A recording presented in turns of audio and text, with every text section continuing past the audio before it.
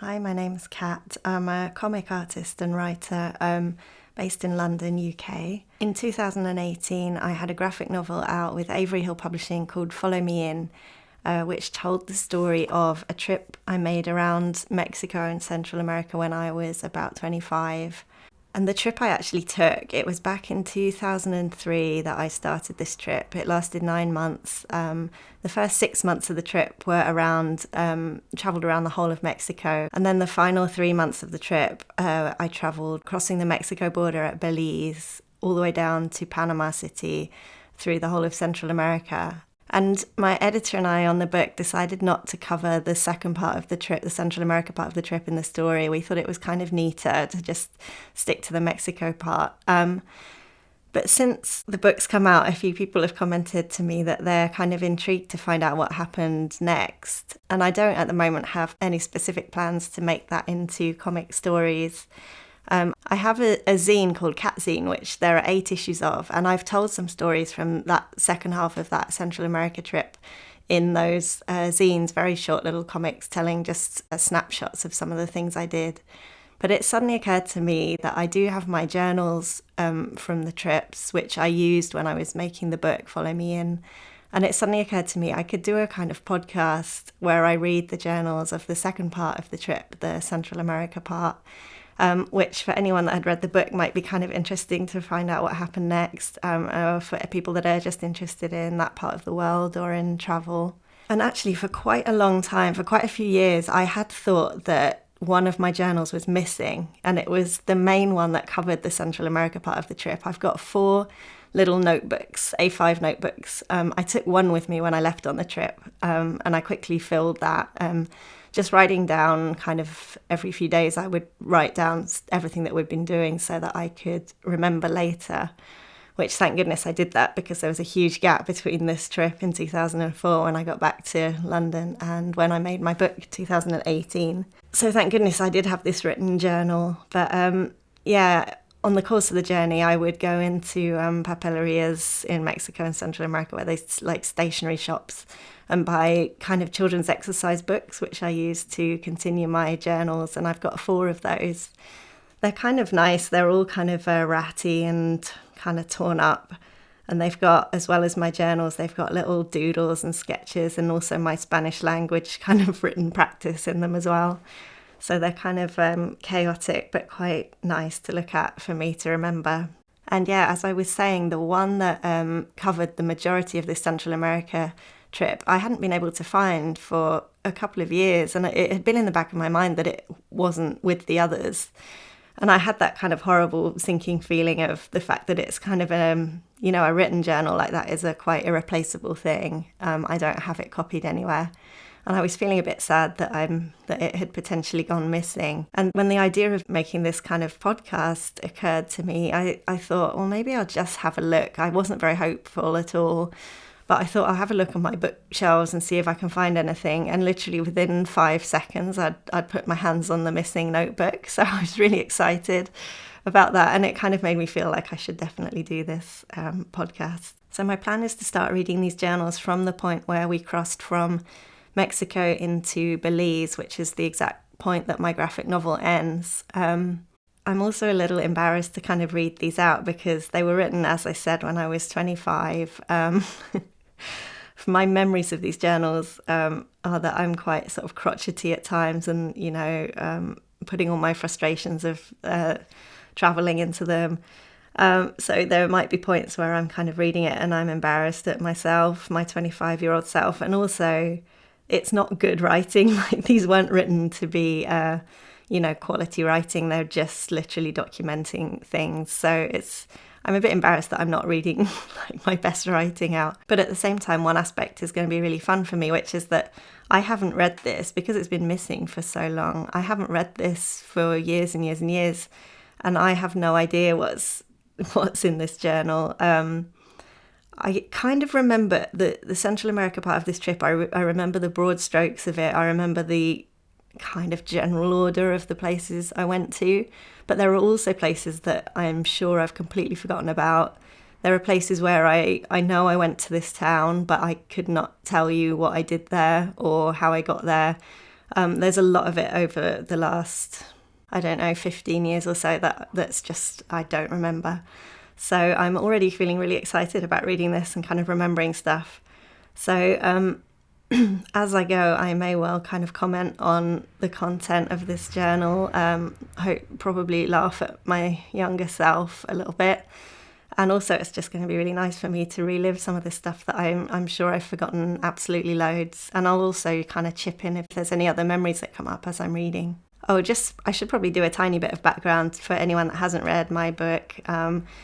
I did this trip with an ex-partner of mine, my boyfriend Richard at the time. So that's the other main character that you'll hear about in the story. It might also be interesting for anyone that's read the graphic novel to be able to see some of the changes I made to the timeline of this stuff to make it into a more interesting story. For example, there's a character that will come in quite early in this reading, Martin, who's a Dutchman that we met in the course of this trip. We actually met him at this point when we crossed from Mexico to Belize.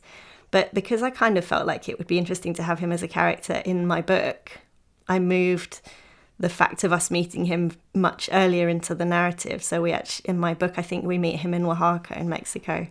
And my editor and I just thought it would be kind of interesting. It was kind of a waste to introduce this new character right at the end of the book. So we actually kind of introduced him earlier and had him sort of cropping up sometimes throughout the book. So that's one major difference in the timeline between what I'll be reading and my graphic novel. So here we go. This is after 6 months of travelling around Mexico, finally reaching a new country, Belize. To get to Belize, we had to travel from Tulum to Chetumal, but before we left Tulum, we had one more problem to deal with. Our plan had been to take a bus at 5 a.m. and therefore have a really early night in our hostel. However, the hostel had decided to host a live reggae gig until 2 a.m, with the stage right outside our bedroom door. For people with no plans the next day, this might not have been a problem, but still, we felt we had the right to ask for our money back, considering that a hostel is, by definition, a place people are supposed to go to sleep. We also felt we could have been warned when we arrived in the morning and paid for our bed. As we anticipated, the first guy we asked said no to the refund, but when we asked for the manager, he came quickly and was incredibly apologetic. He gave us a full refund and directed us down the road to some cabanas, which he said were the same price as his dormitory beds. They were actually a bit cheaper. The cabin was very new and clean and very quiet, so we got our early night and then caught our bus at 5 a.m. At Chetumal bus terminal, we met Martin, a Dutch guy who was also heading for Key Corker. It was good to have someone to chat to, and it made the interminable journey go much quicker than it would have done otherwise. All went well at the border crossing, except that Martin's walking stick was confiscated on the grounds that it was part of a plant and could be harbouring life forms that could be a threat to Belize's ecosystem. He had just finished telling us that he believed everywhere in the world there was a special stick waiting for each person and that he had just found his. But this really was quite funny, not for Martin, but he had been talking to us for quite some time about his perfect stick that he'd found hiking and how he loved it. and it was quite funny to see him get taken into this kind of little shed at the border and then emerge 5 minutes later without his stick, looking very sad. Belize was very different to Mexico, flat like the Yucatan, and most buildings made of wooden planks. Everywhere were vast tracts of open space, grass or woods. Signs seemed to be in a mixture of English and Spanish. Belize City was incredibly busy, incredibly ramshackle. Buildings were crammed in together, made of corrugated metal, chipboard and planks. Many were on stilts because of flooding, and everything was a lot smaller than I expected. The famous swing bridge was a tiny thing, only wide enough for one lane of traffic to cross. It was very strange to see the Queen on the money and to see things like Lloyd's Bank and Courts furniture shop. I actually don't remember Courts. I don't think that exists in the UK anymore, but it was obviously something I recognised back then. Belize, for anyone that doesn't know about it, is a small Central American country. It was at one time a British colony. I think it gained independence in the 80s. I think Spain and Britain fought over it at one stage, but for a long time it was a British colony, and there's still a lot of traces of that remaining, the money and things like that. We popped to the bank and then to the Embarcadero for boats to Key Corker. The taxi driver ripped us off a bit, but this was nothing new. When it was time for the boat to the island, everything was a bit chaotic. Martin got separated from us and was sent on ahead in the first boat while we waited for the second. with people shoving in front of us in the queue all the time. Eventually we were on our way, passing numerous inhabited and uninhabited islands, mostly covered in mangrove.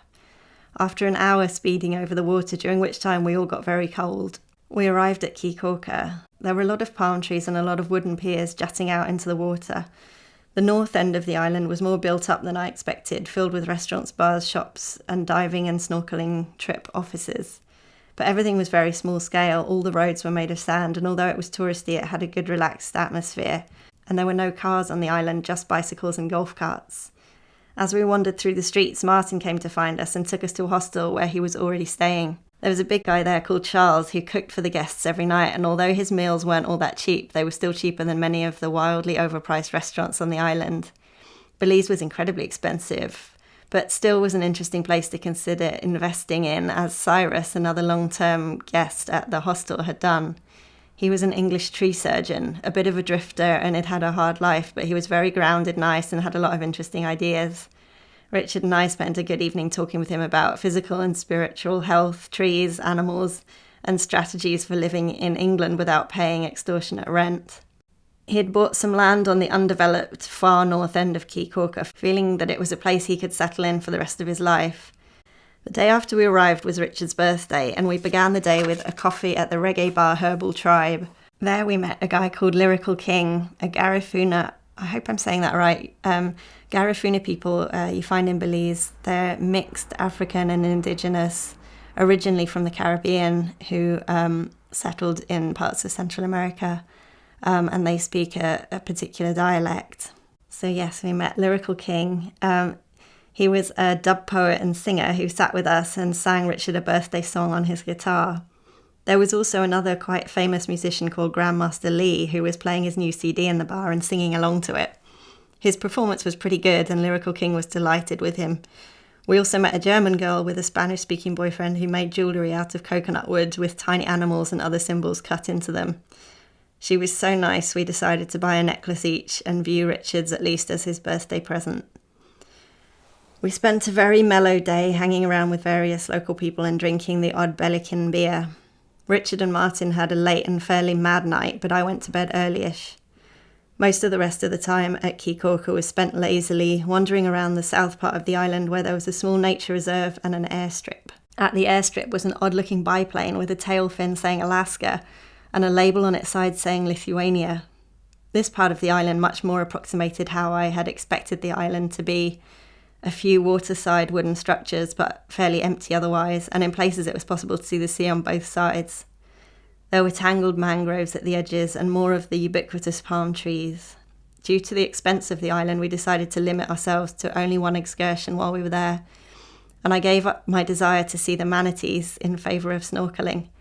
Thinking back on this now, later, I did kind of regret this decision.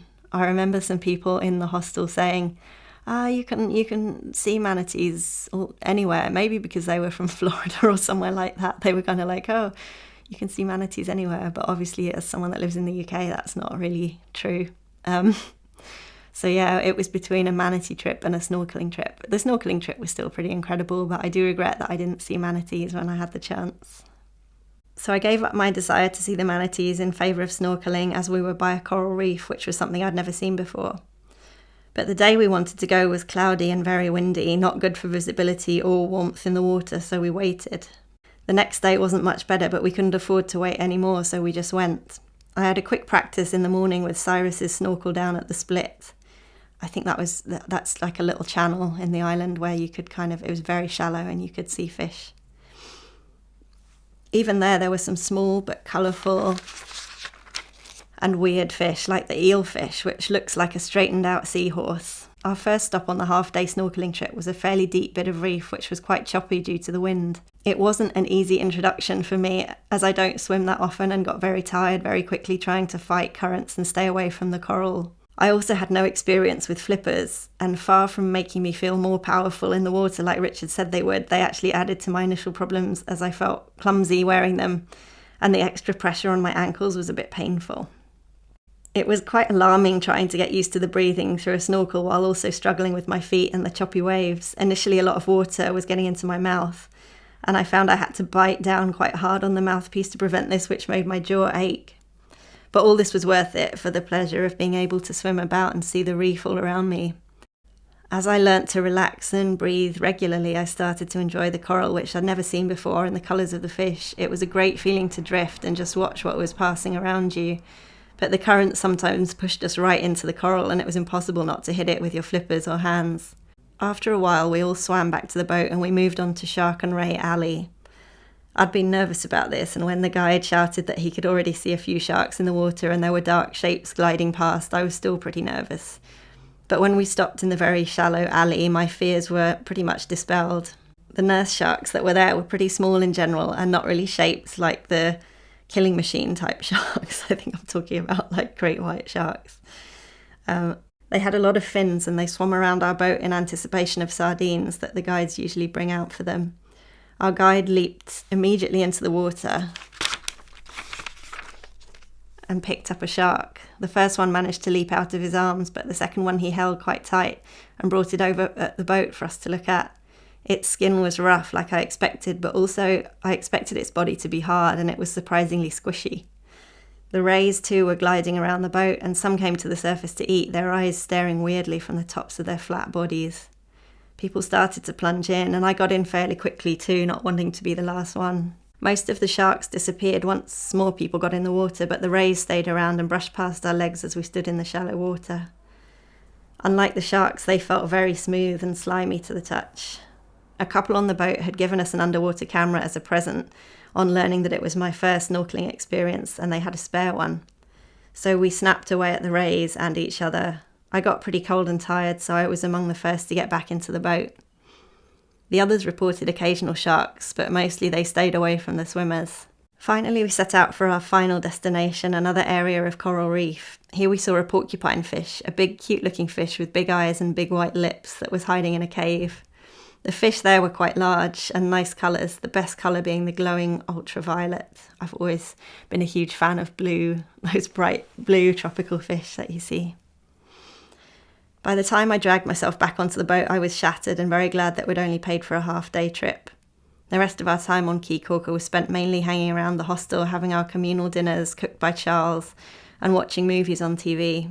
One night we sat through the whole Oscar ceremony, which I'd had no idea was going on until I saw it on the TV. One detail I remember, which I don't think I've written about here, I remember Charles sending me on a shopping trip to the local grocery shop to get some ingredients for that night's meal. And he asked me to see if I could get cilantro, which in the UK we call coriander. And I remember by the time I got to the shop, I'd forgotten what he called it. So I was just in the shop, like I couldn't see any, and I was going up to the guy in the shop thinking, what do I call this? Because I can't remember the word, and I don't know if they know the word coriander. In the end, I kind of remembered cilantro, and he didn't have any anyway. The Belize prices had started to take their toll, and we decided to head straight to Guatemala instead of stopping off in San Ignacio like we'd intended. Martin decided to come with us straight to Flores, so after 6 relaxing days, we were up at dawn for the boat back to Belize City. At the boat terminal, we managed to get fairly reasonably priced tickets for a bus direct to Flores. Okay, I think I'm going to stop this episode here. It seems like a good place to end. In the next episode, I'll be visiting the archaeological site of Tikal. So thank you very much for listening to this. I hope you enjoyed it, and tune in next time to find out about Tikal. Bye.